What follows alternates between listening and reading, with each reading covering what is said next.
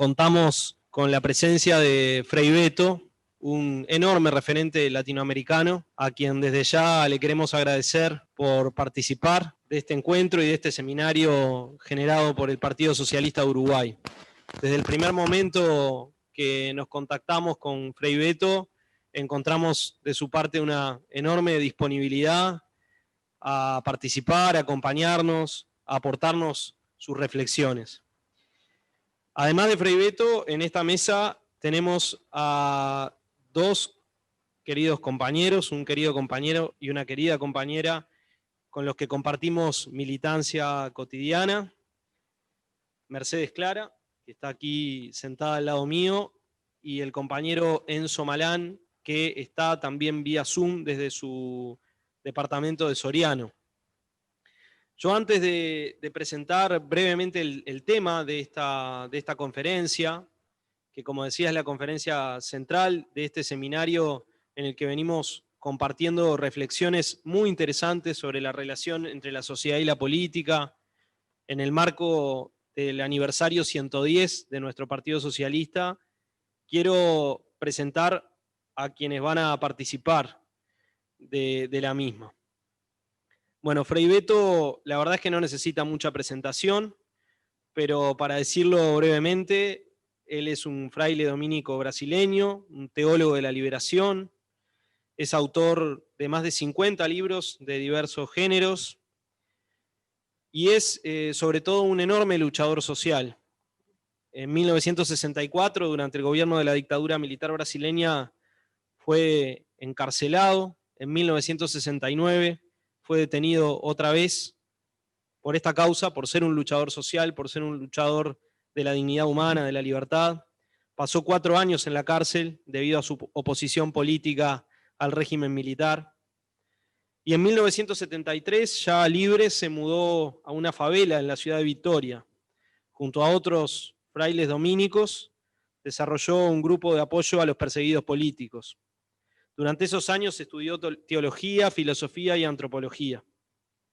Ha recibido premios por su trabajo literario, ha sido elegido intelectual del año por la Unión Brasileña de Escritores en 1986 y ha desarrollado un enorme trabajo de asesoramiento a movimientos sociales, a las comunidades eclesiales de base, al movimiento de trabajadores rurales sin tierra del Brasil. Pero además, Frei Beto ha sido un hombre siempre muy solidario con todos los procesos latinoamericanos de liberación, ha estado acompañando procesos muy diversos, ha estado siempre tratando de ser puente entre distintas experiencias emancipatorias y por eso poder contar con él en este encuentro para nosotros es la verdad que un lujo. Frei Beto también participó de la experiencia de gobierno del Partido de los Trabajadores, que estuvo al frente de un programa señero del gobierno de Brasil, el programa Hambre Cero, y también en su momento dio un paso al costado de esa responsabilidad, y ha sido siempre un intelectual y sobre todo un militante, que creo que es como a él le gusta que lo llamen, un comprometido luchador que ha aportado una mirada crítica y autocrítica sobre los procesos de liberación en América Latina, sobre el propio proceso brasileño y sobre otros procesos también. Nunca una mirada conformista, nunca una mirada complaciente, sino siempre una mirada que aportó reflexiones sobre cómo mejorar, sobre cómo aprender de los errores, sobre cómo comprender también los pasos que no podíamos dar, que no lográbamos dar, las dificultades que se nos planteaban en este camino. Y nosotros estamos en este momento atravesando un proceso de autocrítica, por lo cual su presencia nos parece especialmente importante y sentimos que nos va a aportar muchísimo para esa reflexión luego de la derrota política y electoral que sufrió el Frente Amplio el año pasado en nuestro país. Invitamos para comentar la ponencia de Frei Beto, que va a tener una media hora para exponer, a el compañero y la compañera que mencioné antes. Mercedes Clara, como ustedes saben, es la actual directora de Desarrollo Social de la Intendencia de Montevideo. Muy recientemente ha asumido esa responsabilidad.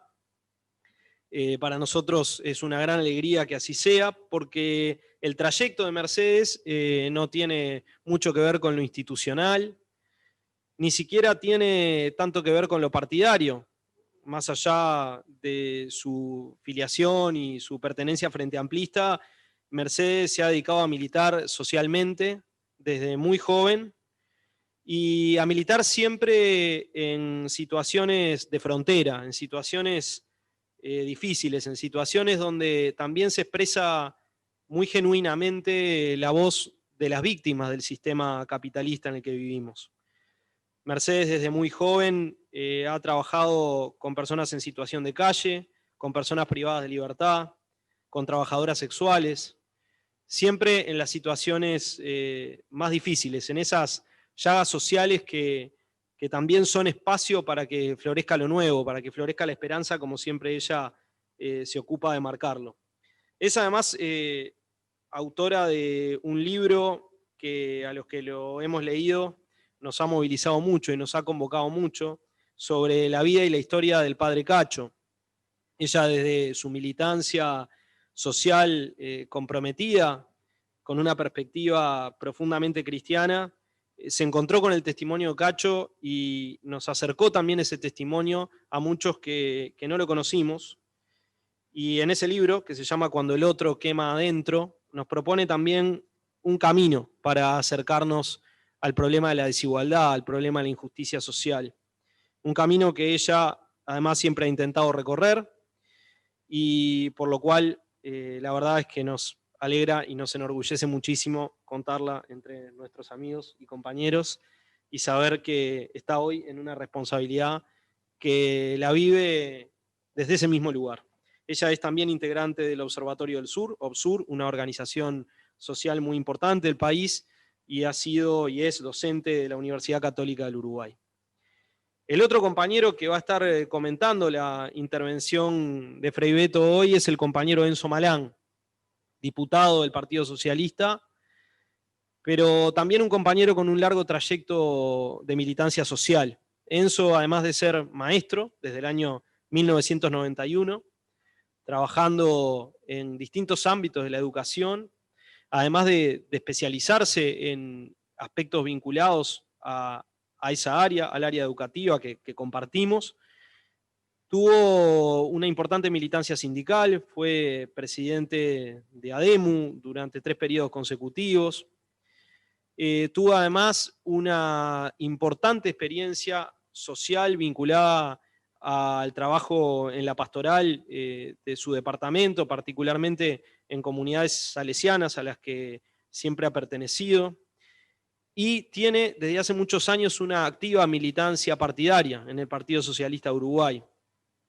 Fue edil en la Junta Departamental de Soriano en el periodo 2010 y 2015, y es desde el año 2015 diputado por el Frente Amplio, un compañero que sistemáticamente ha estado aportando también esta mirada, la mirada que nos plantea la necesidad de tender puentes entre lo social y lo político, de no olvidar nunca las raíces de nuestra lucha y de comprometernos fuertemente con el trabajo territorial, sobre todo con las situaciones más urgentes, con las situaciones de mayor necesidad, de mayor injusticia, no desde un lugar asistencial o benefactor, sino desde un lugar de construcción con otros, de generación de un nuevo momento superior de encuentro, de una nueva síntesis, de un nuevo espacio para construir también una sociedad nueva. Así que contar con Frei Beto, contar con Mercedes y con Enzo hoy para nosotros, como decía, es un enorme orgullo. Y como no quiero extenderme más porque ellos tienen mucho más para decir que yo, solamente quiero presentar brevemente el tema de esta conferencia. A la conferencia le pusimos el título Interpelación a los límites del progresismo desde el problema de la relación sociedad-política. El problema de la relación sociedad-política, la cuestión de la relación sociedad-política, es la cuestión que a nosotros nos tiene obsesionados en esta etapa. Para los socialistas, para las socialistas, como lo decía ayer en la apertura, la lucha política es una expresión de la lucha social, y por esa razón también pensamos que el proceso de autocrítica que estamos viviendo, que estamos procesando ahora, tiene que volver a la raíz de esta relación. La relación entre el campo popular en su amplia diversidad, en su pluralidad, y las fuerzas políticas que pretenden expresar esos intereses y esos valores contrahegemónicos. Una relación que ha sabido también de distancias, de problemas, de dificultades, que obviamente no ubican las responsabilidades de un solo lado, pero que nos generan una gran interpelación política. Siempre conversamos con Mercedes, con Enzo, en la cotidiana de nuestra militancia, de nuestros diálogos, sobre los procesos de institucionalización, sobre cómo a veces los que propugnamos, las que propugnamos movimientos instituyentes, por institucionalizarnos, por llegar a espacios del Estado, por llegar a espacios de dirección en organizaciones sociales o políticas, podemos perder un poco de pie en esa realidad que le da sentido a nuestra lucha. Y esa alerta sobre los procesos de institucionalización es una alerta que no queremos perder, es una alerta sobre la que queremos reflexionar, y es para nosotros una de las claves de esta mirada autocrítica sobre este proceso de tantos logros, de tantas conquistas populares, que hoy también se encuentra amenazado, porque estamos viviendo una etapa de retroceso, por lo menos nosotros en nuestro país, también sin duda en Brasil, donde está Frei Beto, y eso tiene causas que no pueden ser indilgadas exclusivamente a los otros. Es decir, no podemos vivir continuamente diciendo que el imperialismo y la derecha, por lo malos que son, han destruido nuestro proceso de cambio. Sin duda que esos factores están y que tienen un gran poder, pero también estamos nosotros y nosotras con nuestra acción política y social, y debemos hacer una reflexión autocrítica sobre eso. Y también está una sociedad que es mucho más grande que cualquiera de nosotros y de nuestras militancias, que seguro tiene cosas para aportar, para reflexionar sobre esto, sobre nuestros déficits en la lucha ideológica, sobre nuestros déficits en la construcción organizativa, en la construcción de la participación social, y sobre las lógicas a veces un poco paternalistas, un poco verticales, con la que hemos pensado nuestra acción política desde los partidos o desde el Estado. En un reciente aporte sobre la autocrítica que hicimos desde el Partido del Frente Amplio, tratamos de reflexionar sobre este tema, sobre cómo se articulan, por ejemplo, o se articularon en esos 15 años de gobierno las políticas públicas con objetivos de justicia, de mayor bienestar, de mejores condiciones de vida, con la construcción de capacidades para transformar la realidad, de potencia política, de participación, con la construcción de alternativas emancipatorias. Nosotros pertenecemos a un partido que tiene 110 años luchando por superar el sistema capitalista, por construir una sociedad nueva, donde no haya explotados ni explotadores, donde no haya oprimidos ni opresores. Hoy incorporando, y desde hace tiempo, muchas nuevas luchas, algunas no tan nuevas, muy viejas, pero a veces menos visibles desde el punto de vista de la esfera pública. Y en todas estas luchas que hoy vimos tan bien interpretadas por los compañeros y las compañeras que participaron en las mesas anteriores. Acá todavía está John Díaz, que participó en la primera mesa junto con otros militantes sociales y nos dejó también mucho sobre estas vivencias. Bueno, en todas esas luchas nosotros seguimos sintiendo que está el enorme desafío de construir lo nuevo, de seguir trabajando por la dignidad humana, y por eso queremos interpelarnos sobre lo hecho e interpelar los límites del progresismo, porque nuestro primer objetivo no es volver a gobernar, nuestro primer objetivo es transformar la sociedad, y como consecuencia de ese objetivo tiene que estar volver a gobernar, tiene que estar gobernar, porque hoy estamos gobernando también en otros niveles, en lo departamental, en lo municipal.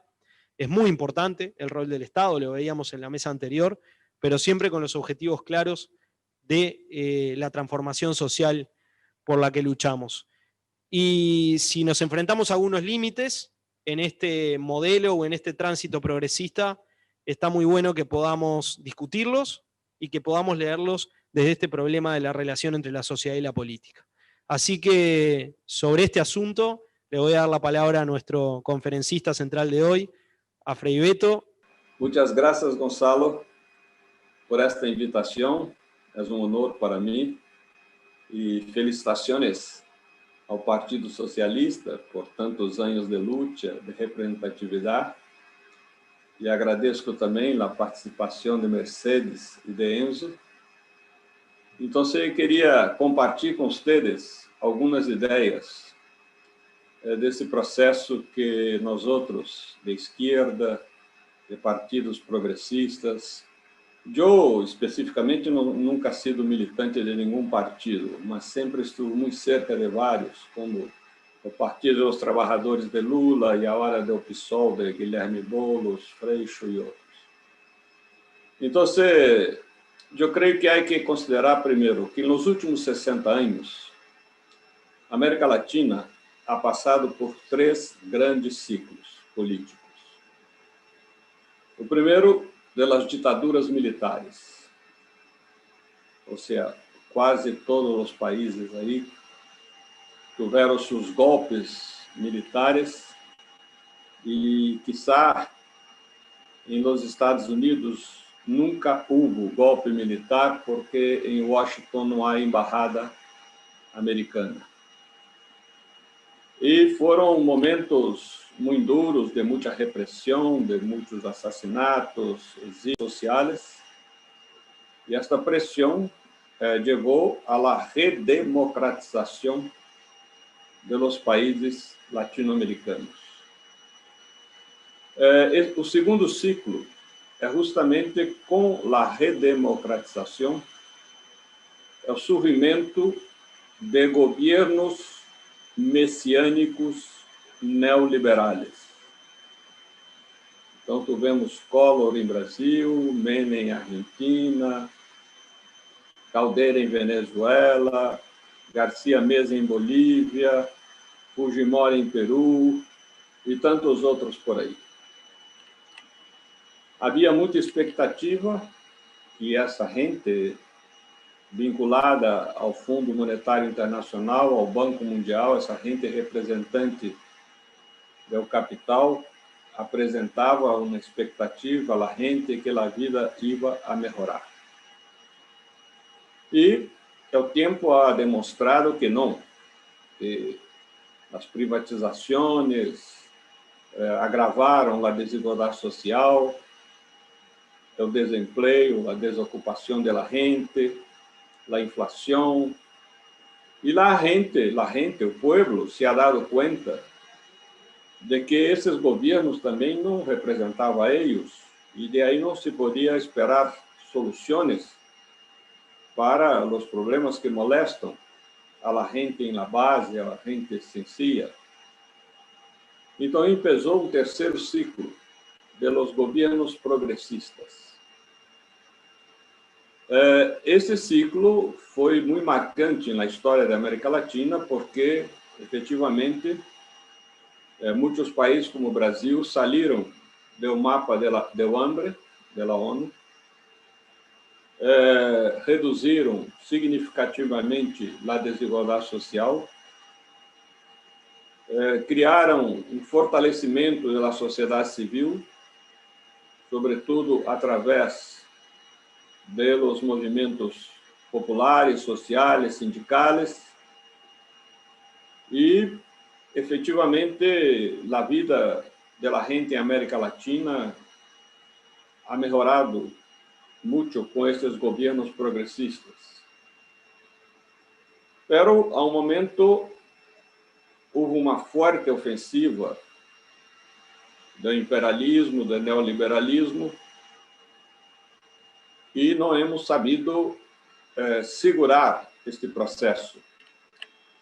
E aí que empieza o que você, Gonçalo, ha dito aí com tanta ênfase, a necessidade de uma avaliação autocrítica de que passou, que agora vivimos um momento em América Latina de impasses, um momento de algumas derrotas, claro que também algumas vitórias, como em Argentina, em Bolívia, agora em Venezuela, mas não é um momento para comemorar muito.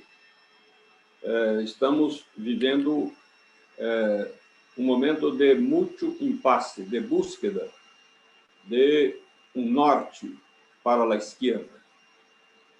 Então, aí eu queria subrayar alguns equívocos que hemos cometido e alguns problemas de transfundo em essa conjuntura. Primeiro, nós outros, ao chegar ao governo, eu evito dizer chegar ao poder, porque muitas vezes a gente que tem poder não quer ser governo e sabe manipular o governo. Mas quando chegamos ao governo, hemos nos distanciado das bases populares. Ou seja, tivemos a ilusão de que, através da máquina estatal, íamos podido fazer trabalhos que iriam ser muito positivos para o povo, sobretudo para os mais pobres.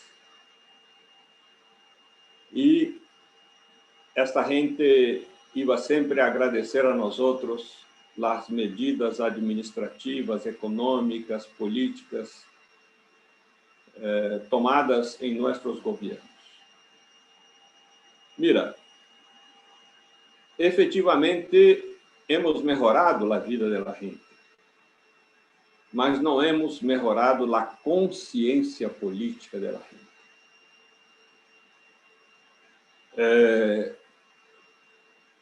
Mujica ha dicho isto: hemos criado muito mais uma nação de consumistas do que uma nação de cidadãos, de protagonistas sociais e políticos.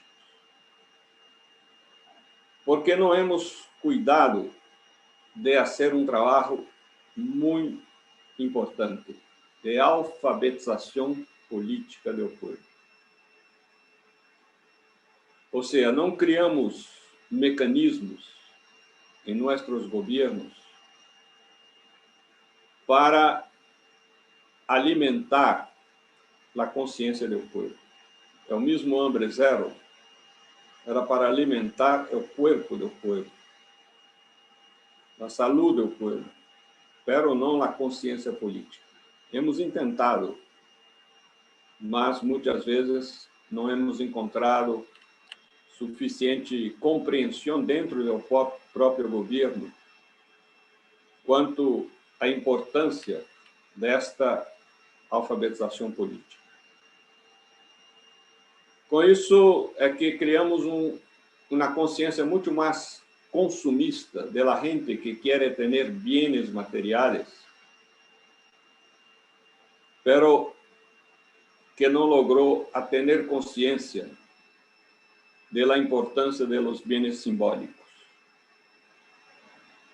Eu tomo um exemplo. Em los 13 anos do governo do PT em Brasília,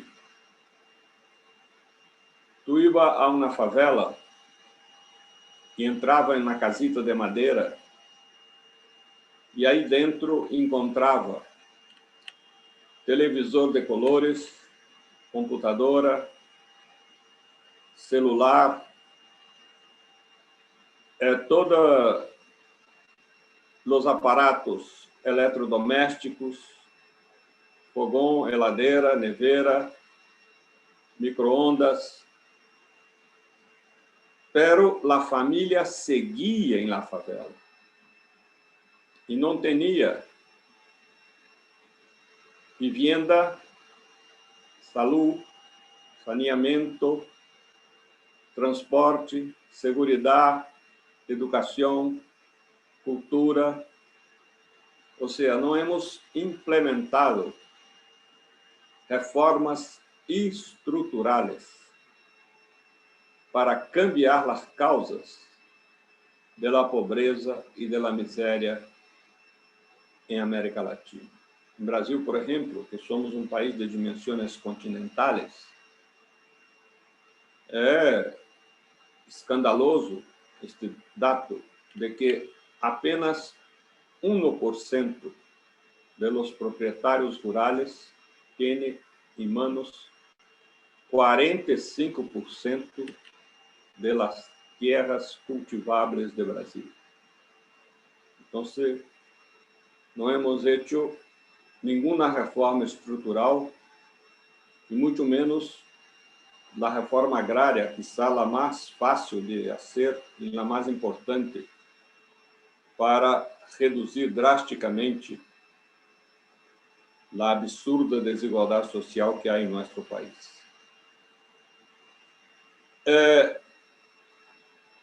Como, por exemplo, um homem obreiro como Lula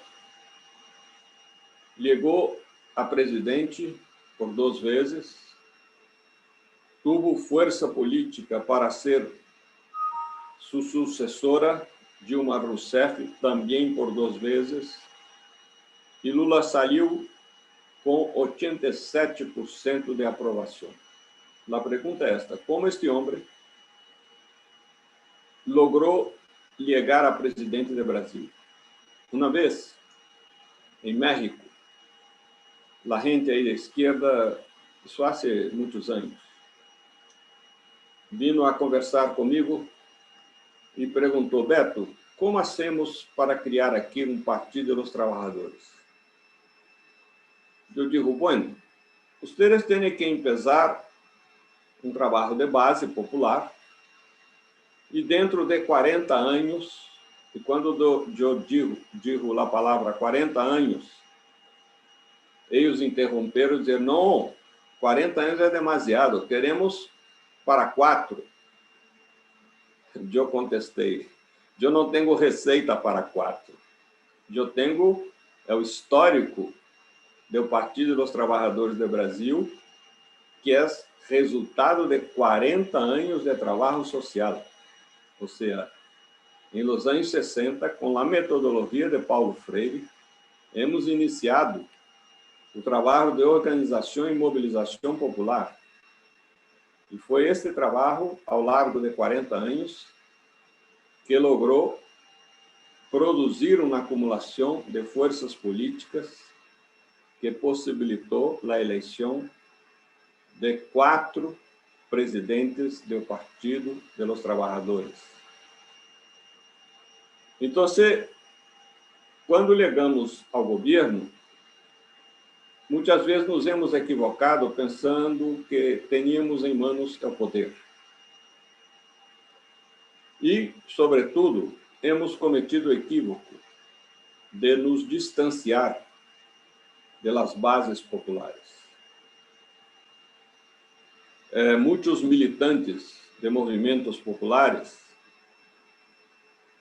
foram convocados para trabalhar em um governo. E alguns, lamentavelmente,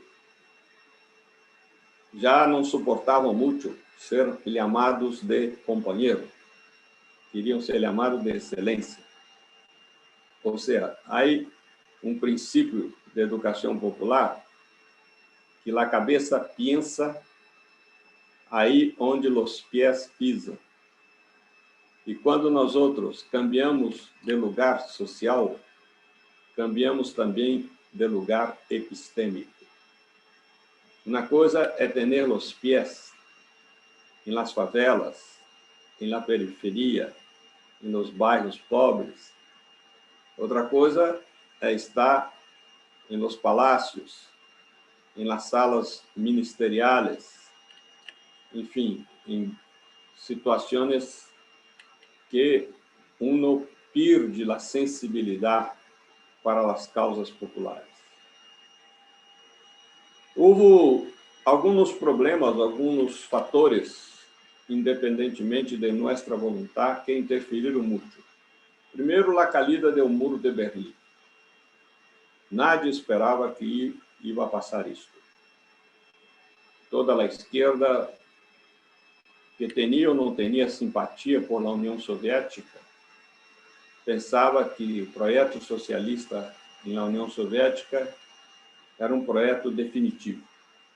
Incluso aqueles que creiam em o dogma do materialismo, do determinismo histórico, de que a história não volve atrás, né, se quedaram muito abalados, porque súbito um império soviético socialista regressou ao capitalismo.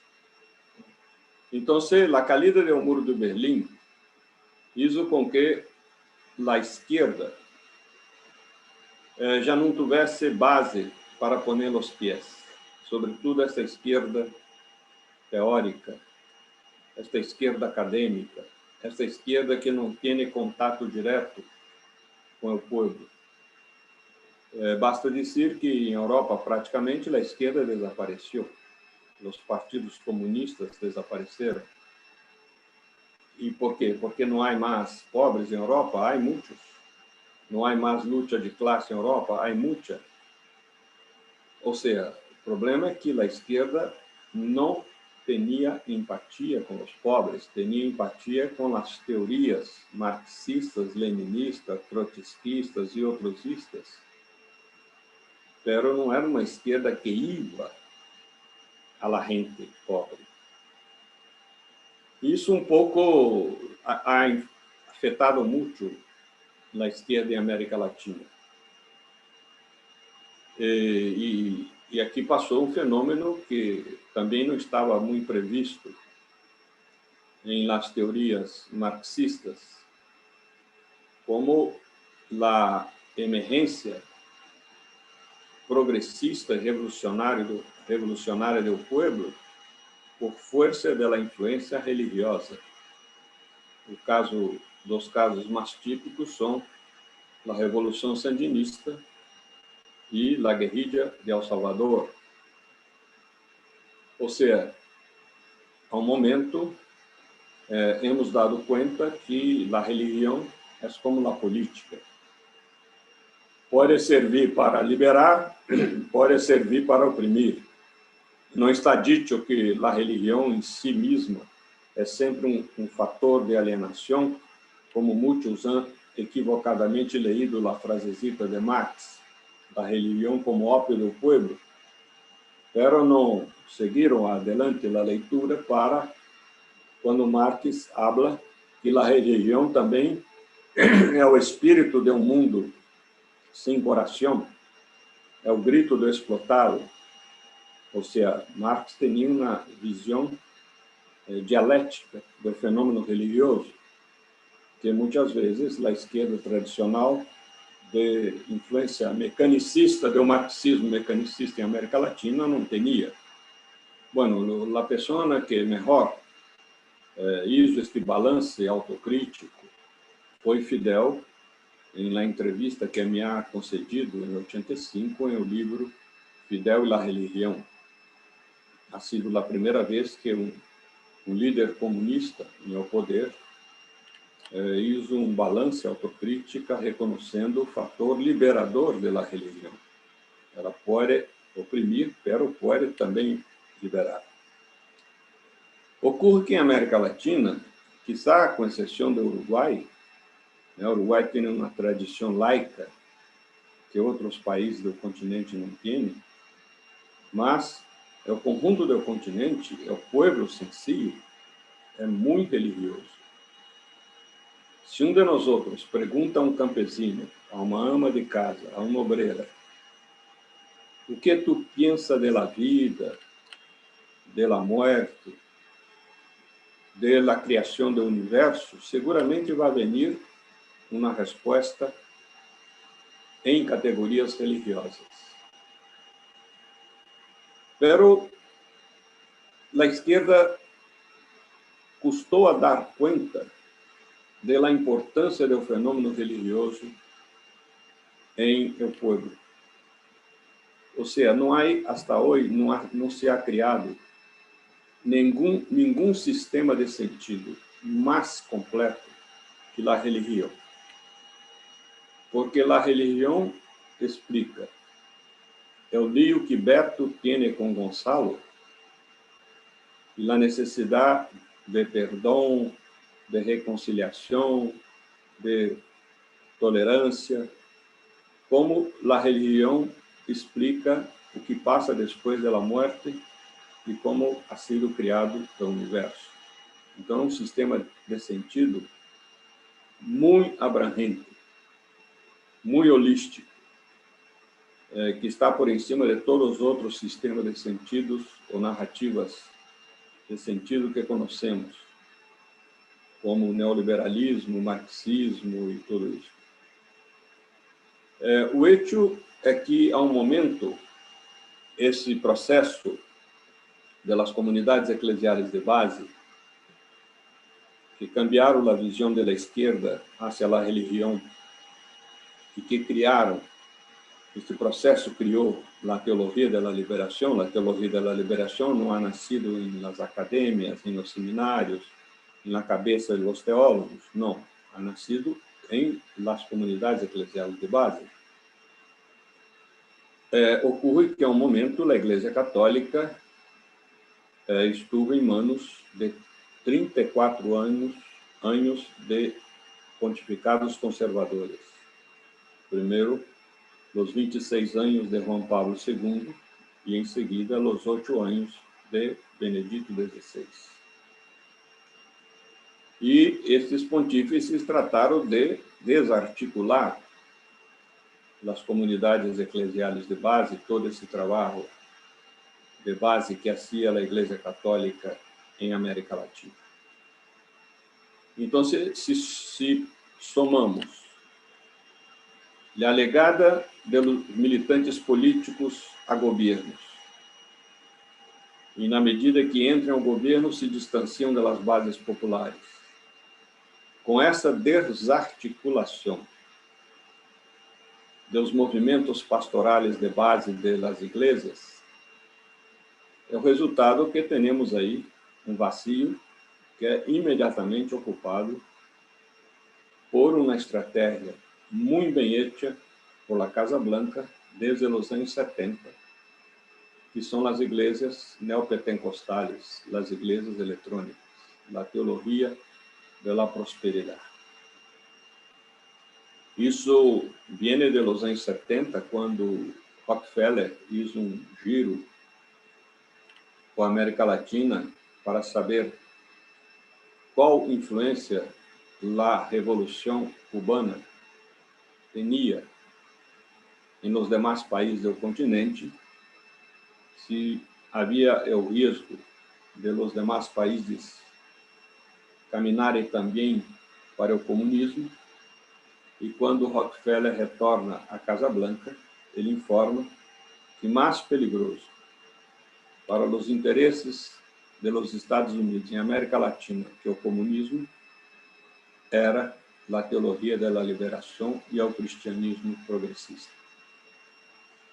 Então, aí se empezou toda essa disseminação dessa religiosidade de abnegação, de neutralização e, sobretudo, de uma predicação que quer infundir em la gente o medo. Ou seja, o neoliberalismo hoje utiliza como estratégia proponer a cada um de nós outros cambiar a liberdade por la seguridade. E para que uma pessoa aceite cambiar a liberdade por la seguridade, tem que ter medo da liberdade. Medo do terrorismo, medo do inferno, medo da noite, medo de todo. Então, a gente abre mão de seu protagonismo, de sua autonomia, e se põe em manos do governo que ha infundido este medo, ou do pastor ou do cura, que manipulam a religião como forma de legitimação, naturalização da desigualdade social e legitimação do sistema capitalista. Eu creio que agora, no momento de impasse que vivimos, três coisas são fundamentais de meu ponto de vista. Primeiro, os partidos progressistas e as forças de esquerda en cada país tiene que tener en común un proyecto de país. O sea, não vamos muito adelante aqui em Brasil se a cada eleição, cada partido progressista tem seu candidato, sua proposta, e não temos um projeto de Brasil. Temos que formular um projeto de Brasil, um projeto de Uruguai, um projeto de Bolívia, um projeto de Peru, ou seja, temos que ter uma visão a largo prazo. Que país nós outros queremos e como vamos chegar a realizar esta utopia ou este projeto. Isso para mim é fundamental. Na unidade das esquerdas, em Brasil há um ditado que diz que as esquerdas só se unem em la cárcel. Muitas vezes nem mesmo em la cárcel. Quando eu estava na cárcel, havia muito lío entre nós outros, de várias tendências. Pero o mais importante é que temos que buscar uma união, uma identidade política com foco em um projeto de país. Segundo fator, volver às bases populares.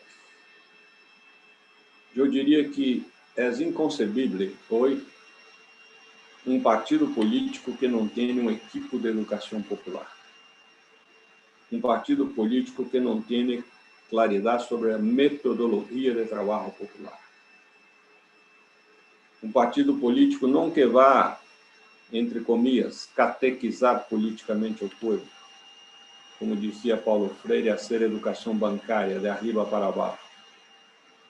Era um partido que vá escutar o povo, conhecer o povo, saber quais são as aspirações deste povo e, a partir daí, como utilizar esta metodologia educativa, pedagógica, indutiva, que vem de baixo para arriba e não de arriba para baixo, em que nós outros educadores, a cada momento, temos que reconhecer nossos equívocos, nossas concepções com prejuízos, nossos paradigmas que muitas vezes não correspondem à realidade. Então, esse fator é extremamente importante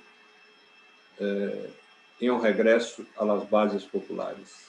Sem esta empatia com o povo, sem participar com o povo em sua organização social e política, empezando de pequenas lutas por a água, por a escola, por um posto de saúde, por uma melhor carretera, por um saneamento na calle, por vivienda. Ou seja, há sempre bandeiras para mobilizar o povo. Agora há muitas bandeiras identitárias, os direitos das mulheres, dos negros, dos indígenas, dos jovens, dos niños, enfim. Bandeiras são muitíssimas. E é a partir de uma outra bandeira desta é que logramos organizar o povo e o povo logra mobilizar-se em função de suas aspirações, demandas, reivindicações, projetos.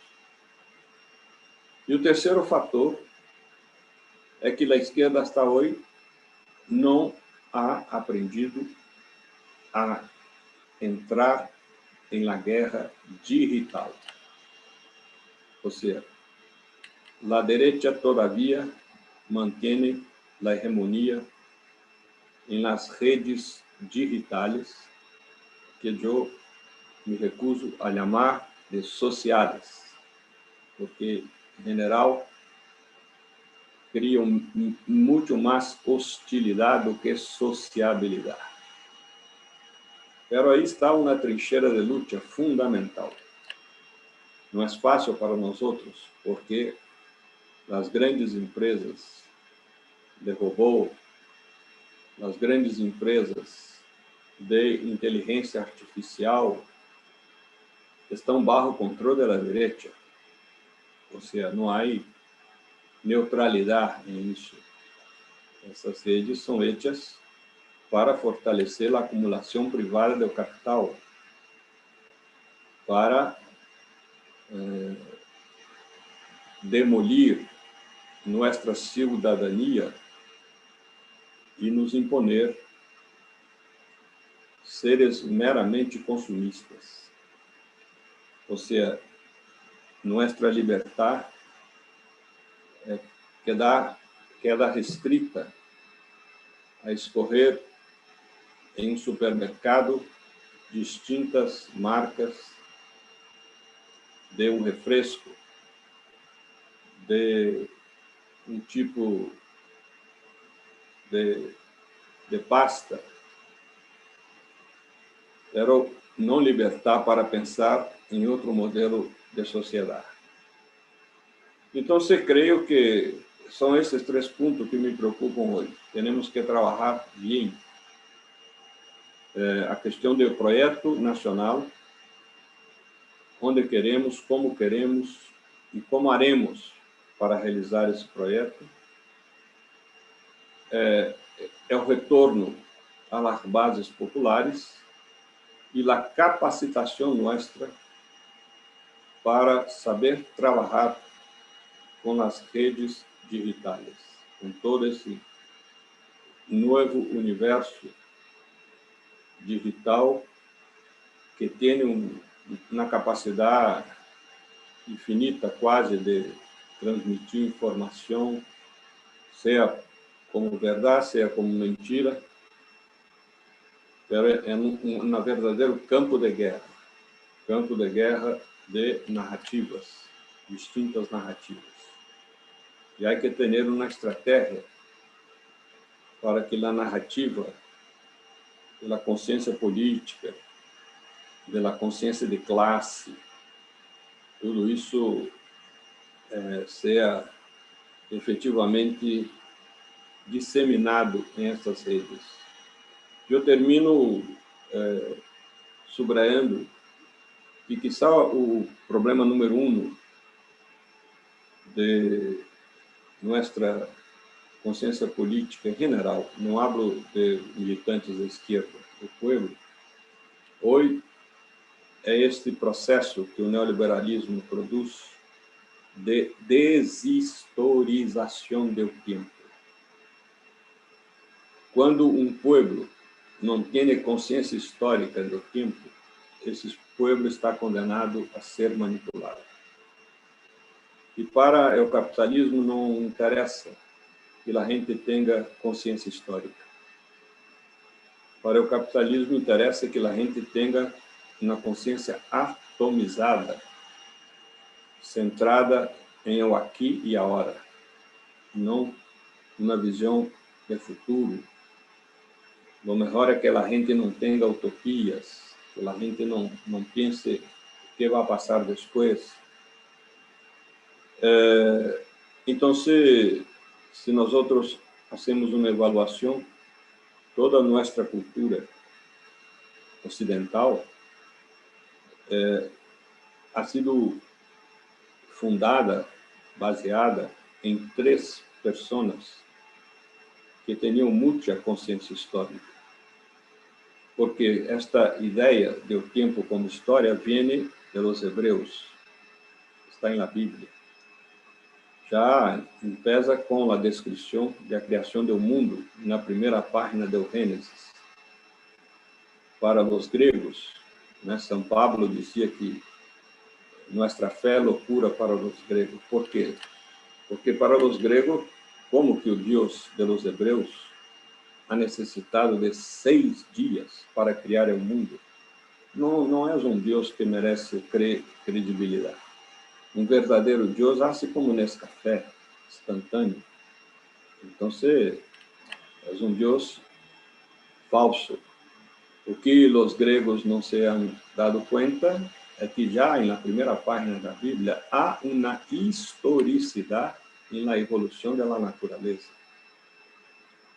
Y esa historicidad viene a nuestra cultura por tres judíos. Primero, Jesús, que creía en un mundo politeísta, en un Dios que tenía currículo vitae, un Dios histórico, Javé, el Dios de Abraham, Isaac y Jacob. E predicava um projeto histórico que, dentro do reino de César, ele chamava de reino de Deus. Na cabeça de Jesus, o reino de Deus era um novo projeto civilizatório e não estava, como muitos na igreja hoje pensam, arriba, estava adelante na história. O segundo judío, Marx, que para ser uma crítica ao capitalismo resgata todos os modos de produção, desde o modo de produção primitivo hasta llegar ao capitalismo para abrir as ventanas da utopia para o socialismo e o comunismo. E o terceiro judío é Freud. Quando uno vai a uma terapia, se pode falar de sua vida intrauterina e resgatar todo o seu processo de formação, isso ajuda muito para que recupere seu equilíbrio e tenha uma sanidade psicológica melhor para o futuro. Isto não interessa ao neoliberalismo e ao capitalismo. Eles querem destruir completamente, impedir a gente de ter qualquer consciência histórica. E nós só podemos formar um povo verdadeiramente politizado se logramos que este povo tenha consciência histórica. É isso, agradeço. E agora me agrada muito a possibilidade de dialogar aí com Mercedes, com eles. Muchas gracias. Muchas gracias, Beto. Acá una compañera en el chat de YouTube dice gracias por tanto. Y creo que eso resume mucho más de lo que yo pueda decir sobre esta intervención tuya, que la verdad es que nos deja muchas cosas resonando. Para reflexionar sobre eso, le voy a dar la palabra primero al maestro Enzo Malán, nuestro compañero diputado por el departamento de Soriano. Enzo. Primero que nada, una alegría compartir esta mesa con Mercedes y con Gonzalo, y sin duda también una alegría escuchar, ver a Frei Beto, que sin duda es un referente de las utopías, de los sueños. Ayer se hablaba en algún momento del vale la pena. Bueno, creo que Frei Beto es uno de los que cuando uno empieza a pensar en tal cosa vale la pena, nos hace un llamado a renovar esa utopía y a renovar los sueños. El segundo punto que quisiera comentar, bueno, hemos iniciado un proceso de autocrítica del Frente Amplio, pero dentro de esas autocríticas, estos 110 años del Partido Socialista, con esta mirada de lo social y lo político. Y eso me parece que ya es en sí una autocrítica, mirar las dos cosas, lo social y lo político. Y Beto decía en su momento, en ese proceso no hemos sabido asegurar lo que hemos hecho. Entonces, a mí se me ocurría en esta reflexión que venía realizando, es comparar lo social y lo político, lo social como las organizaciones sociales y lo político como los partidos políticos, como una especie de relación de enamoramiento, de amor. ¿Por qué? Bueno, porque lo social y lo político, las organizaciones sociales y los partidos políticos a veces tienen un pasado común, a veces no. A veces tienen una coincidencia en el presente, pero lo que me parece que es fundamental que tengan un proyecto común. Y eso es el amor, justamente, a mi entender, tener un proyecto común, luchar por algo que muy bien decía recién, que libere, luchar por algo pero que la lucha sea asumida, no de unos iluminados que van a plantear un proyecto político a los no iluminados.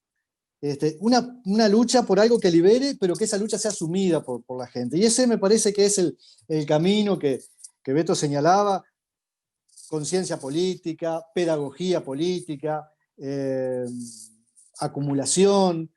Y se me ocurrían dos ejemplos de la realidad, ¿no?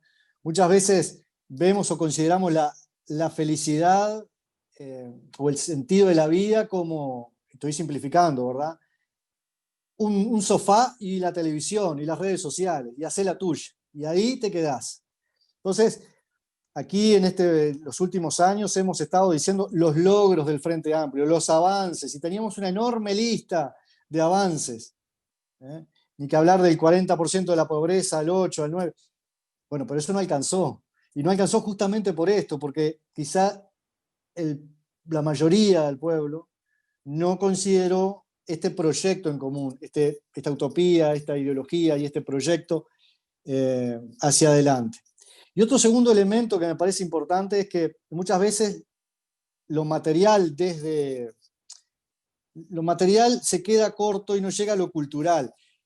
A ver, avanzamos en leyes que tienen que ver, por ejemplo, con la interculturalidad, con la diversidad sexual, con la mujer. Ahora hablamos de las nuevas masculinidades, pero en la práctica cotidiana, en la práctica de todos los días, en el mismo WhatsApp, terminamos no avanzando porque escuchamos chistes, ofensas, bueno, cosas que en definitiva, burlas, que esa cultura patriarcal que en las leyes dijimos que habíamos avanzado, en la cotidianidad no la avanzamos. Por eso también me parece interesante destacar esto de los nuevos valores, es decir, ¿queremos una sociedad nueva? Bueno, tendremos que, no decir tenemos que volver para atrás a los valores de antes, no, tenemos que crear nuevos valores que se ajusten a esa sociedad nueva que queremos construir. Otro elemento que me pareció muy, muy bueno, muy interesante, es el tema de los pies y la cabeza. Hace algún tiempo vi una película que hablaba de Descalzo sobre la Tierra Roja, una vida sobre Casaldálida. Y siempre me impactó eso, Descalzo sobre la Tierra Roja, porque cuando uno habla de descalzo, habla de despojarse de cosas, de lo imprescindible, para ir al encuentro. Entonces, ahí uno podrá pensar cuáles son las cosas que tenemos que, como izquierda, dejar para ir al encuentro. Y a veces las estructuras, los preconceptos, los prejuicios, las generalizaciones, nos frenan y nos impiden ir a ese encuentro. Y después la Tierra Roja, que son los campos de acción. ¿Dónde vamos? ¿Al comité de base? ¿A la sede central del Frente? ¿A la Casa del Pueblo? ¿A dónde vamos? ¿O vamos a los asentamientos, a los barrios populares, a la ruralidad? Tanto que muchas veces nos gusta hablar en el Uruguay del Uruguay profundo, pero hay mucha gente en la urbanidad y en la ruralidad alejado de todo. Entonces, está bueno esto que planteaba al final, proyecto país, es decir, ¿dónde debemos ir como partido, verdad? Primero, ¿cómo llegar a la gente? ¿Cómo ir descalzo al encuentro? Y segundo, ¿dónde está donde están tus pies, está tu foco, tu objetivo? Donde está tu corazón, está tu tesoro. Bueno, muy bien, acá, un poco parafraseando la frase de Beto. Entonces me parece importante esta mirada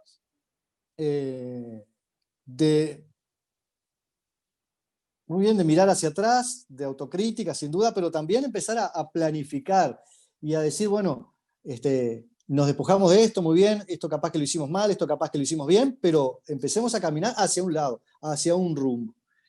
Y ese rumbo me parece que tiene que ver con eso, con nuestros objetivos, con a dónde nos centramos.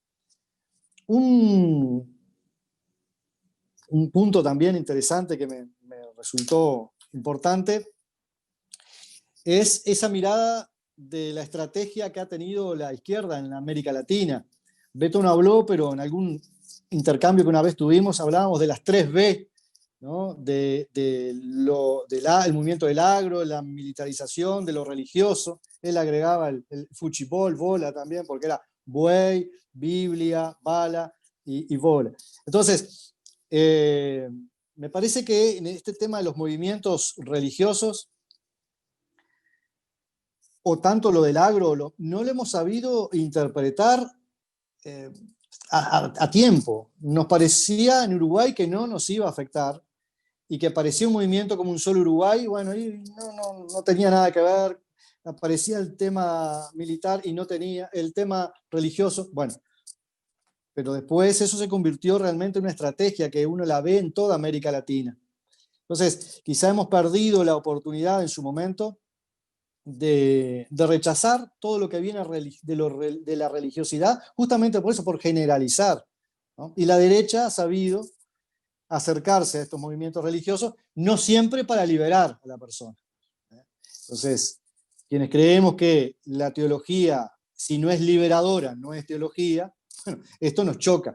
Entonces me parece que cuando hablamos de lo social, de las organizaciones sociales, los movimientos específicamente religiosos son también un debe que tenemos que tener en cuenta.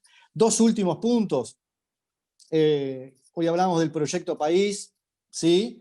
Ahora también está bueno como partido generar estrategias latinoamericanas de los que pensamos igual, de los que queremos o tenemos esos objetivos iguales o similares de apoyo, de coordinación, de formación, porque así como la derecha tuvo esa estrategia latinoamericana, parece que también nosotros deberíamos tenerlo. Y por último, en una entrevista hace un tiempo de Frei Betto, leí esta frase: el socialismo es el nuevo nombre, no, es el nombre político del amor. Y justamente me parece que el amor es lo que puede ayudarnos a enfrentar el miedo. Y justamente el amor es el compromiso con el otro. Y justamente el amor, que hoy hablaba en una conferencia previa, es justamente también el proyecto en común. O sea que cuando hablamos de socialismo, cuando hablamos de izquierda, deberíamos hablar o deberíamos profundizar en cuál es nuestro compromiso con el otro y con quién, y cómo hacer un proyecto en común, no en solitario, sino compartiendo con otros que pensamos similares para tener una estrategia que nos ayude a ser eficientes en esta llegada y también en este proceso, que a veces es largo y algunos compañeros dicen, che, ¿valdrá la pena todo esto? Bueno, con esta referencia a las utopías y con estas reflexiones me parece que nos ayudan a mantener firmes a ese caminar de pies descalzos hacia la tierra roja que nos está esperando. Muchas gracias. Muchas gracias, Enzo, por tus comentarios, por tus resonancias de esta intervención de Betto y por todos estos aportes que sumás. Le doy la palabra ahora a Mercedes, para también compartir lo tuyo. Muchísimas gracias. Es una alegría inmensa estar en esta celebración de los 110 años del Partido Socialista. Y creo que es un signo muy potente, ¿no? Celebrar esta historia del Partido Socialista, que en definitiva es la historia de tantas historias, ¿no? Es la historia de tantas personas, de tanto acumulado, de tanto tejido que desde distintos rincones del país, de América Latina, ¿no? y del mundo, va forjando estos caminos que hoy, como veníamos conversando, bueno, se encuentran en un tiempo muy especial de búsqueda y de mirada profunda hacia adentro, ¿no? Tiempo de interpelación, como decíamos. Entonces, qué lindo celebrar justamente mirando estas experiencias que desde ayer se vienen contando, ¿no? Desde distintas experiencias, desde distintos territorios, con muchas preguntas que no tienen respuesta por ahora, ¿no? Que tienen estas conversaciones, estos encuentros, estos diálogos, que bueno, que nos van estimulando a seguir en la búsqueda, como decía Betto. Y bueno, también creo que otro signo es lo que contaba Gonzalo al principio, ¿no? En nuestra militancia cotidiana de conversaciones y de apoyo mutuo. También yo era una de esas militantes sociales que no creía que desde el gobierno pudiera tener un aporte, ¿no? Y creo que otro signo es esa apuesta también del partido por acercar personas que, bueno, que hoy soy yo y van a ser muchos más, que desde nuestro ser y estar en el territorio y nuestra apuesta, bueno, nos acercamos a lugares nuevos donde justamente, ¿no?, traer con nosotros todas esas experiencias y a todos esos otros con los que compartimos cada día, ¿no?, en el barrio, en los encuentros, en esa apuesta. Así que creo que es una celebración con muchos signos para celebrar justamente. Bueno, y qué alegría, Beto, este encuentro. Tantas veces te he escuchado y te he leído. Bueno, hoy tenemos esta oportunidad de conversar. Y creo que justamente el nombre de esta invitación, de esta consigna que nos invitaba ahora a enfocar, que estuviera la palabra interpelación, ¿no? Interpelación a esos límites en este diálogo de sociedad y política, ¿no? En los límites. Es tiempo de mirar los límites, de tocarlos, de entenderlos, de abrazarlos, de asumirlos, para poder correr un poquito más ese límite y generar espacios nuevos donde ensayar nuevas maneras de relacionarnos. Entonces, en esta interpelación, ahora escuchándote, me daban ganas, porque dijiste tantas cosas que estamos todos seguro procesando, entonces me gustaba hacer un eco de alguna de tus pistas para, bueno, que nos queden resonando. Así que empiezo resonando con tus palabras. Necesidad de autocrítica. ¿Qué nos pasó? Momento de búsqueda, de encontrar el norte para la izquierda. Errores y problemas de fondo. Llegar al gobierno, a los gobiernos, nos distanció de las bases populares. Teníamos la ilusión que a través de la máquina estatal podíamos transformar la desigualdad. No creamos mecanismos para alimentar la conciencia política del pueblo. No creamos protagonistas de sus transformaciones.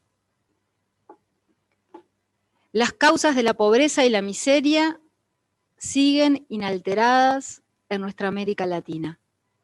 No hemos hecho reforma estructural. No tenemos recetas para 4 años.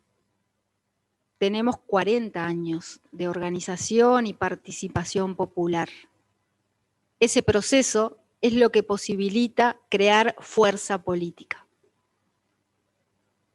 Nos distanciamos de las bases, la cabeza piensa donde los pies piensan. Cambiar de lugar social. Perdemos sensibilidad, perdimos sensibilidad. Una izquierda teórica, académica, sin contacto directo con el pueblo. La izquierda no tenía empatía con la gente pobre, sino con las teorías. El neoliberalismo usa como estrategia cambiar la libertad por la seguridad. Es necesario reproducir e infundir más miedos. La unidad de las izquierdas, fortalecer la identidad política. ¿Qué país queremos? ¿Cómo vamos a llegar a lograr esa utopía? Volver a las bases populares. Un partido que no va a catequizar al pueblo, que va a escuchar al pueblo, a conocer sus aspiraciones, a partir de ahí. El pueblo se moviliza según sus necesidades, sus aspiraciones, sus preocupaciones, sus sueños. Viene de abajo para arriba y no de arriba para abajo. Sin participación con el pueblo en sus pequeñas luchas, no hay camino. Bueno, gracias, Beto, por dejarnos esta interpelación como izquierdas, como sociedad, como iglesia, ¿por qué no? Como comunidad, y a cada uno, ¿no? Creo que esto es una interpelación también personal y que nos va a llevar tiempo ir desentrañando. Y mientras te escuchaba, y iba escuchando también las reflexiones que desde ayer muchos compañeros vienen haciendo, y probablemente seguirá en ese tono este encuentro, pensaba qué desafío, ¿no? Porque en realidad somos parte de ese mundo viejo que tiene que ser transformado. Ese sí que es un límite. Somos parte de lo que tiene que ser transformado. Hemos creado estructuras, ¿no? Como decías, nos alejamos, ¿no? Tuvimos esa ilusión de que llegando a íbamos a poder, ¿no? Desconociendo que esa verdad, que esa revelación se iba dando desde el encuentro, desde la propia comunidad, desde los propios vecinos, desde las propias relaciones, desde la propia sobrevivencia y sabiduría con que tantas personas viven el cada día. Tuvimos esa ilusión, fallamos, aprendimos que no era por ahí, volvimos a tropezar, como cantaba aquel cantor, con la misma piedra, volvimos a errar, hasta que llega el momento de decir, bueno, ¿habremos aprendido algo? Tiempo de nuevos ensayos.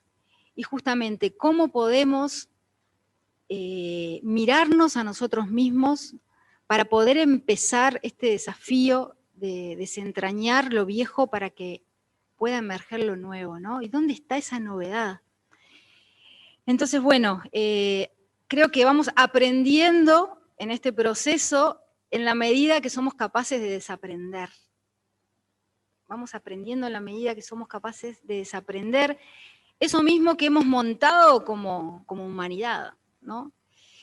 Entonces, ese trabajo de desaprender, creo que es un trabajo que claramente es colectivo, requiere de una humildad tremenda, porque justamente en este aparato del que hablabas, que hemos creado, estas estructuras, que ya a veces no logran contener lo nuevo, porque ¿cómo vamos a encuadrar esa novedad, ese ensayo de estas nuevas formas de relacionarnos con estructuras ya viejas, que no son capaces de sostener o que quieren justamente encorsetar esa novedad?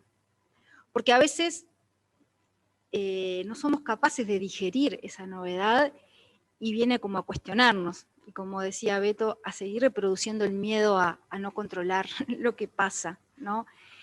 Y bueno, y claramente que este tránsito a lo nuevo implica esta incertidumbre, implica esta desnudez, implica esta humildad, y yo relaciono, y ojo que también es un prejuicio, que Gonzalo sabe muy bien en esto de hablar cuál era mi lugar y en mi resistencia, ¿no? Repetida a internalizarme en este mundo más del gobierno, esta sensación de la soberbia, ¿no? Que a veces el poder te va generando, y no desde la mala voluntad. Si algo reconozco y encuentro es personas de buena voluntad haciendo un montón de cosas y preocupadas por las personas, y a su vez ver cómo ese sistema perverso, que eso porque somos parte de lo que tiene que ser transformado, nos va mostrando que el límite somos nosotros mismos, y que las relaciones de poder nos enredan, nos atrapan y nos encierran y nos achican la mirada. Entonces, ¿cómo? Y ahí otra vez, gracias Beto por esta preocupación compartida, ¿cómo retomar el norte? ¿Cómo no perdernos? ¿Cómo no enceguecernos con el poder? ¿Cómo podemos de verdad seguir interpelándonos y que ese poder que te da el hacer cosas por otros, sea un poder que despierta el poder de otros, poderes dormidos, como el poder de tantos vecinos que sabemos que ya están acostumbrados a la desigualdad, que ya no creen que puedan vivir de otra manera? ¿Cómo hacemos para despertar ese poder que ya está, para construir juntos nuevos mecanismos que nos permitan andar caminos nuevos? es realmente un desafío fuerte y que exige también, como decías, esta conciencia del límite. Realmente, somos el límite, la estructura que hemos creado nos limita. Tenemos que empezar a mí me encanta esta frase de Edgar Morin de la autovigilancia, ¿no? Pero no es esta vigilancia que es la permanente sospecha de los otros, ¿no? Que eso lo veo tanto en esto de buenos y malos, ¿no? Aquel es por eso, la intencionalidad, no, que este quiere, que esto, y entramos en esta competencia y en esta sospecha de por qué se hacen las cosas, perdiendo una energía divina, que es la energía de hacer, de crear con el otro. No podemos perder un minuto más y le perdemos en tantas cosas superficiales que nos alejan, que nos siguen alejando cada vez más. ¿Y por qué esto de la autovigilancia? La vigilancia no como la permanente sospecha de los otros, sino como un estado de vigilia permanente en uno mismo. Vigilia permanente. Y les juro que en estos pocos semanas o mes que llevo en la Intendencia es la vigilia permanente y qué fácil es perder el norte. Y solo podemos reubicarnos en esto de ayudarnos. Y justamente en esto, ¿no? De interpelar y de volver a las bases, como decías, Beto. Yo pensaba, sí, ¿dónde pisan los pies? ¿No? Y cómo a veces no basta con dónde pisan los pies. Porque a veces también eso se vuelve una estrategia, ¿no? Vamos al barrio, escuchamos, anotamos, ¿no? Y a veces también hacemos ese ejercicio que la academia muchas veces también reproduce, ¿no? Le sacamos a la voz del otro su poder, su naturalidad, su revelación, porque la traducimos a esquemas, a otros esquemas, justamente de esta estructura. Entonces traducimos esa voz en términos académicos, en cifras, traducimos esa voz a tablas que nos permitan reorientar y le sacamos justamente la novedad, la revelación. La verdad está en el otro y la verdad la construimos en la relación con el otro. Entonces a veces no es solo ir y estar y un rato y ya creer que lo sabemos, porque justamente, y me encantó esto que trajiste de los 40 años, esto lleva tiempo. Y esto es acumulación histórica, y esto es un montón de experiencias que hoy tenemos que poner sobre la mesa, un montón que hemos escuchado hoy, muchas otras que están anónimas, ¿no? De tantas personas que están ensayando cosas distintas, que vienen ensayando cosas distintas, y es un acumulado y lleva tiempo. Y muchas veces queremos generar grandes conquistas y tenemos esas patitas cortas del aquí, del ahora, de voy a hacer esto, de descubrir la pólvora. No, ninguna pólvora. Esto viene de mucho tiempo atrás. La fuerza histórica de los pobres está clamando, está pidiendo un lugar, y hasta que no lo escuchemos, de verdad, hoy Brenda Bogliacchini traía como a veces eso, vamos y escuchamos lo que queremos, lo que refuerza nuestra idea, ¿no? Y escuchamos, somos así, perfectos para seleccionar y escuchar lo que nos refuerza nuestro proyecto, lo que nos fundamenta, y en el fondo no estamos dispuestos a una escucha de verdad que nos interpele y que nos permita ir creando un idioma compartido, ¿no? Los que, perdón si me estoy pasando de tiempo, vos ya. Estamos justamente acostumbrados a eso, como hablar en nuestros idiomas, ahora que está este concepto de burbuja, ¿no? En medio de la pandemia, bueno, nos movemos en nuestras burbujas, ¿no? Con concepciones, con paradigmas, y el vínculo con los otros son excusas para reforzar esa dicotomía, ¿no? Como sabrás, Beto, nuestra sociedad uruguaya es una sociedad muy fragmentada, ¿no? Donde realmente vivimos en mundos muy alejados, en mundos simbólicos muy alejados, donde justamente son los prejuicios acerca del otro, ¿no? Donde fundamentamos nuestras acciones. Entonces hoy sentía eso, bueno, esta acción política que es capaz de ver lo pequeño, estas pequeñas luchas cotidianas de cada día, y cómo no perder ese contacto, ese surcido invisible, ¿no? Que va del barrio, ¿no? A los espacios, a los distintos espacios, y vuelve, ¿no? Si no es desde ese diálogo, desde ese encuentro, compartido, no hay caminos posibles, y eso lleva tiempo. Y ese tiempo, a veces, en las estrategias cotidianas, a veces perversas, ¿no? de creación también de políticas públicas, no lo tenemos. Entonces, bueno, la creatividad para justamente cómo unimos a los distintos actores que ya están trabajando en todo esto, las organizaciones sociales, los militantes sociales, los grupos de vecinos, las distintas formas de asociación que son infinitas. Bueno, cómo vamos tejiendo red, cómo vamos haciendo ese surcido invisible que nos va permitiendo impulsarnos y sacar lo mejor de cada uno. Bueno, muchas preguntas nos dejás. Beto, muchas gracias por este encuentro y ojalá, creo que esto es un inicio que se une a muchas otras conversaciones que vamos a seguir retomando una y otra vez en esto de encontrar y profundizar el norte. Que la verdad es que después de tu intervención, Beto, y después de estos comentarios tan profundos, tan sentidos de los compañeros de Mercedes y de Enzo, cuesta decir algo con sentido, porque hay que procesar mucha cosa, porque todos estos comentarios movilizan mucho también desde lo emocional, no solamente desde una lectura racional. Y bueno, integrar eso siempre cuesta y lleva tiempo también, lleva tiempo. Capaz que antes de decir unas palabras para cerrar esta mesa, Beto, te devuelvo la palabra por si querés decir algo, si tenés alguna resonancia de estos dos comentarios de Enzo y de Mercedes que quieras compartir con nosotros. Agradezco mucho la intervención de Enzo y de Mercedes, que hablaron ahí de necesidad de desaprender. Me gusta mucho este verbo, saber desaprender para poder aprender de nuevo, sobretudo com o pueblo. E Enzo subrayou a coisa de novos valores. Então, eu queria añadir solamente um ponto que creio que faz parte desse transfundo da crise de nossos governos, da esquerda, que é o tema da ética. Ou seja, é extremamente importante que cada partido, que cada movimento social, popular, tenha esta permanente preocupação com a formação ética de los militantes.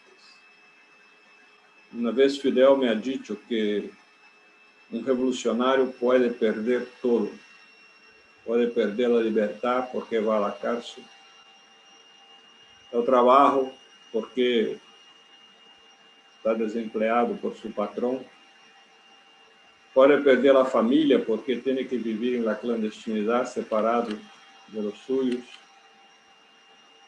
pode perder sua pátria porque tem que exilar-se, incluso pode perder a vida porque é assassinado. Lo único que não pode perder é a ética. Uma vez perdida a ética, não há recuperação. E isso é um hecho, ou seja, a força ética de nossas convicções, de nossos projetos, é fundamental para atrair a credibilidade da gente. Então, há que trabalhar muito esse tema da formação ética, que não se trata somente de impedir a corrupção quando chegamos a instâncias de governo, mas se trata também das próprias relações entre militantes, relações de militantes com as bases populares, da coisa de estarem, por exemplo, eu me pergunto, eu he estado 4 vezes na União Soviética antes da caída do muro de Berlim, e muitos dirigentes comunistas me miravam um pouco assim, bueno, que este fraile aí se mete de marxista e de, sabe, militante socialista, um pouco com prejuízo na cara, né? E eu me pergunto, esses companheiros, será que hoje estão na União Soviética lutando por o socialismo? Possivelmente não, porque eles eram socialistas e comunistas porque convenia ser assim para desfrutar o poder. Uma vez perdido as instâncias de poder, eles não têm nenhum compromisso com o projeto socialista, nenhum compromisso. Ou seja, porque não tem nenhuma ética socialista. E uma pessoa que tem uma ética socialista, ela não vai se deixar enganar por um momento que passa em uma instância de governo, não vai se deixar encantar por o dinheiro, por os privilégios que temos quando estamos em governo. Então, esse é um ponto extremamente importante. Eu vou dizer que cada partido, cada movimento tem que ter sua equipe de educação popular, tem que ter seu trabalho de formação de formadores, e não de gente de capa média que vai depois à favela, ao bairro, formar a los pobres. Não, gente desde aí, os pobres, que são também capacitados a ser formadores, né? Porque há muita gente com muito talento pedagógico, né, entre o povo. Então, há que captar essa gente para ser deles formadores da gente de seu bairro, a gente de sua favela, e não a nós outros que cada vez temos que ir aí como, né, marcianos que chegam na Terra para ensinar o que deve ser, o que é bom e o que é mal. Então, são as preocupações que temos, que comparto aí, as mesmas de Enzo, de Mercedes, de ti, Gonçalo, que temos trocado muitas ideias esses dias. Enfim, quero agradecer muitíssimo nesta invitação, sabe, e a oportunidade de nós outros ter essa consciência de amar a gente que participa com nós outros aqui neste momento, a renovar as forças, porque temos muito trabalho adelante. Por isso, é sumamente importante guardar o pessimismo para dias melhores. Muchas gracias por estar disponible para nosotros. Yo, nada más que como algunas resonancias para dejar algunos temas abiertos. Me quedo con 3 o 4 cosas de las que se conversaron aquí. Mercedes decía recién que se trata de tocar los límites, y eso tenía que ver con una resonancia de lo que vos habías dicho. Y yo creo que estamos tocando los límites. Estamos tocando los límites de lo que hemos hecho, estamos tocando los límites de nuestras propias prácticas, los estamos tocando a un punto tal que estamos viviendo las consecuencias de la derrota, que estamos viviendo las consecuencias de haber perdido alguna de las cosas que vos detallabas en tu intervención. Y tocar los límites, que es mucho más que hablar, que es mucho más que conceptualizar, es una experiencia hasta física, ¿no? Nos mueve realmente y nos conmueve. Es capaz que el primer paso para reelaborar, para desaprender y aprender de nuevo. Y en el medio aparecen signos, ¿sí?, muy alentadores. Vos decías que hay que guardar el pesimismo, y sin duda que tenemos que empezar a leer también los signos de esperanza que aparecen en medio de una realidad tan difícil como la que estamos viviendo hoy. Yo creo que este evento, con estas participaciones, con estos diálogos, es un signo de esperanza, es un enorme signo de esperanza. Pero no es por sobreestimar el evento que genera el Partido Socialista hoy, que en realidad está prestando una plataforma, pero el contenido lo están generando todas y todos quienes están participando, porque hay otros signos de esperanza también. Es un signo de esperanza que compañeros, compañeras como vos, Mercedes, estén ocupando responsabilidades de gobierno hoy. Vos decías, me resistía, y sabemos, y sé muy bien que fue así. Y creo que eso también habla de un aprendizaje de la izquierda en el gobierno después de la derrota. quiero creer que así es y estoy convencido de que así es. Pero también es un signo de esperanza que desde un departamento del interior, desde Soriano, un compañero como Enzo, con un largo trabajo social y político, venga a reivindicar hoy en este evento el amor como proyecto compartido. Vuelva a poner esa palabra también arriba de la mesa de nuestro diálogo, una palabra que también ponía Beto a través de muchas otras palabras y que más temprano traía John también en la intervención de la primera mesa de este día. En medio de este intercambio aparecieron algunas cuestiones que tienen que ver también con tocar esos límites y con descubrir nuevos signos. Una crítica, por ejemplo, al legalismo, ¿no? A esa forma que a veces tenemos de entender los cambios que parece que pasan por generar una norma o por generar una decisión administrativa, y obviamente que eso es muy importante, pero que si nos quedamos en el legalismo y no damos ese otro paso del proyecto compartido, del amor, de la construcción común, de la conciencia, de la alfabetización política, que no es un proceso vertical, que no es un proceso de educación bancaria, como bien decía Beto también, sino que es un proceso de profunda educación popular, donde todos y todas nos transformamos, y no es que vamos a transformar a otros como quien conquista un territorio en disputa. Si todo eso no pasa, bueno, por más leyes, por más normas, por más derechos que conquistemos, el proceso se empieza a resecar y muchos de esos mismos instrumentos son destruidos por quienes obviamente no quieren que ese empoderamiento popular se dé. Pero creo que la primera gran pregunta que nos queda es cuánto queremos nosotros que ese empoderamiento popular se dé, cuánto queremos despertar el poder de otros, cuánto desde esa ética socialista de la que hablaba Beto ahora, estamos capaces también, o somos capaces de renunciar y de entregar en nuestra militancia cotidiana, viviendo muchas tensiones, para que ese poder de otros pueda tener un lugar. Beto decía, cambiar el lugar social es cambiar el lugar epistémico, es cambiar el lugar desde donde se entiende el mundo, desde donde se conoce, desde donde se formulan también los discursos y se construyen las prácticas. Y bueno, esa afirmación, que es una afirmación que hunde sus raíces en un método de lectura de la realidad, que es el materialismo histórico, que hunde sus raíces en una experiencia acumulada también de los pueblos, es una afirmación que nos cuestiona mucho.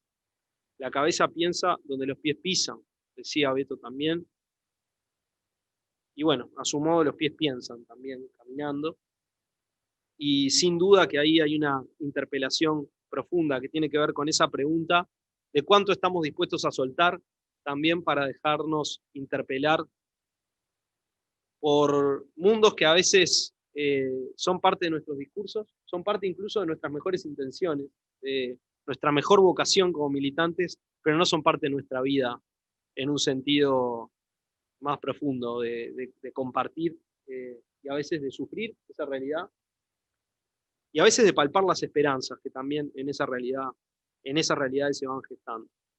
Así que con esta premisa, con este concepto de volver a las bases populares, con este concepto de proponer programas y propuestas, planteos de educación popular en nuestras organizaciones, lo abrazo, lo tomo para hacerlo en el Partido Socialista, nos comprometemos ahora a que eso lo vamos a hacer, lo vamos a implementar.